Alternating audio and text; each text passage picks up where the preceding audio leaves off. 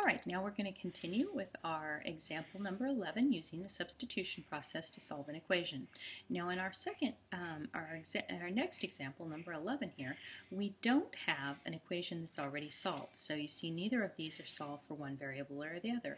So I'm going to go ahead and solve this first equation for x.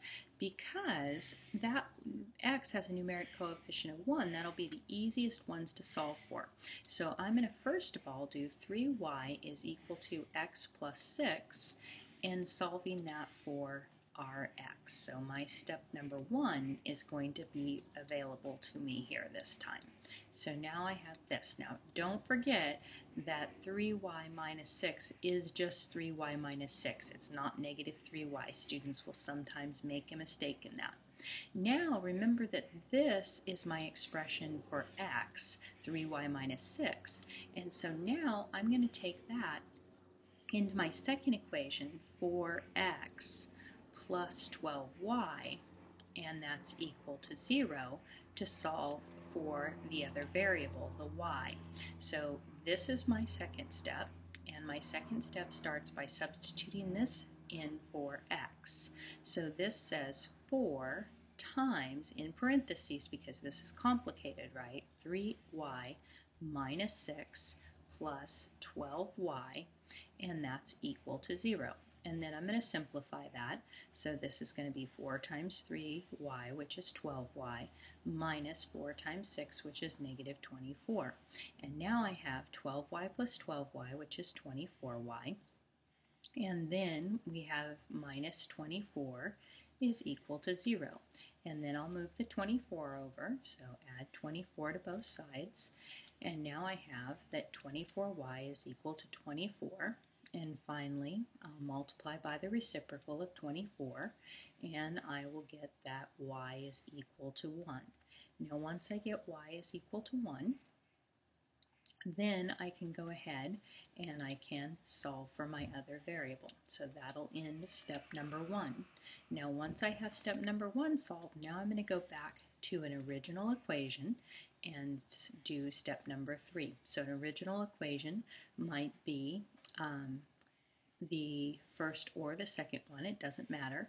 I'm going to go ahead and plug it into my first equation. So I'm going to say 3 times my y, which is 1, plus my, it's not plus, equals my x plus 6. And now I'm going to be solving this one for x. Let me erase this plus right there and change colors so we can see it. Let's do it in blue this time. So this is step number 3. And so this says minus 6 from this side, minus 6 from this side. So 3 minus 6, which is a negative 6, equals my x. And now I have my x value. And now it's time for step number 4 to put this together in an ordered pair. So x equals negative 3 and y is equal to positive 1. And that's my final answer. Now you can always check to see if it solves the system. So if x is equal to negative 3, negative 3 plus 6 is 3, and 3 times 1 is 3, so 3 equals 3. Yep, it works in that one. 4 times negative 3 is negative 12. 1 times 12 is 12. Negative 12 plus 12 is 0. So it works for that one as well, and we see that it's a solution. I want you guys to go ahead and try number 12, example number 12 here. So pause the video right now, write down number 12, and try to do it on your own. Okay, so the first step is to choose an equation to solve for a variable. I am going to choose this second equation because you see the numeric coefficient of y is 1. It'll make it easy to solve for. So I'm going to solve this one for y first of all. So once we solve this one for y, we have that y is equal to negative 2x minus 4. Now, the next thing that I'm going to do is take this expression and I'm going to substitute it in for this value here. That's my y. Make sure you substitute it in the other one. Now that I have it substituted in, now I'm going to go ahead and simplify it and solve it for x. I'm going to pause. You do that and see if your answer is right. And yes, if you got a negative 8 equals a positive 5, you're right, absolutely.